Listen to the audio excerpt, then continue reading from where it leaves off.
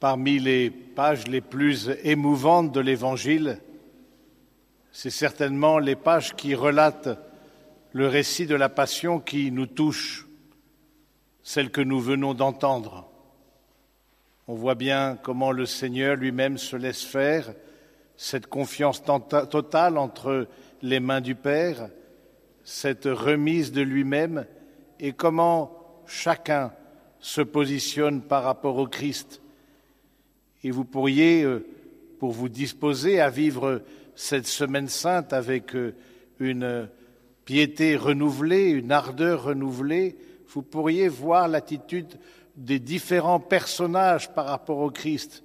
Bien sûr, l'attitude des disciples auxquels nous pouvons nous identifier plus facilement et voir comment l'un et l'autre, avec force, conviction, dire qu'il ne trahira jamais. Et finalement, voilà, il n'y a plus que Jean au pied de la croix.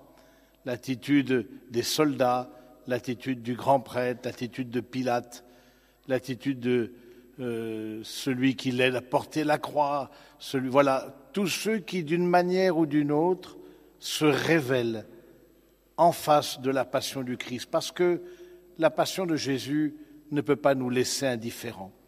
Et encore aujourd'hui, cette passion du Christ, eh bien, elle fait que chacun peut montrer ce qu'il habite, tant en termes de révolte, de sens de l'injustice, parce que s'il est une injustice, c'est bien celle-ci, avoir condamné le juste, que aussi dans cette attitude de reconnaissance, de gratitude face au don total du Seigneur pour nous sauver. Mais faut-il aussi que nous prenions conscience d'être sauvés. Et est-ce qu'aujourd'hui, c'est ce qui nous habite? Est-ce que ce désir de salut est aussi dans notre cœur? Et on voit bien que chez nos contemporains, en tout cas, ce désir de salut n'est pas très présent et c'est plus le désir de l'accumulation des biens matériels qui occupe la première place.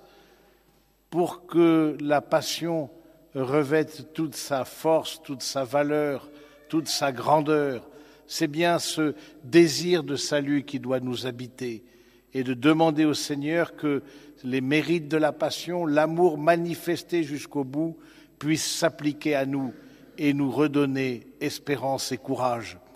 C'est ce que nous faisons dans chaque Eucharistie lorsque nous communions à la mort, à la passion, à la résurrection du Christ. Nous communions à cet amour qui s'est vécu jusqu'au bout. Demandons dans cette communion que nous allons vivre qu'elle nous conduise vers un amour plus sincère du Seigneur, vers une humilité plus grande, pour que Jésus lui-même, par sa passion, vienne sauver en nous ceux qui sont encore loin de Dieu, pour nous conduire jusqu'en la vie éternelle. Amen.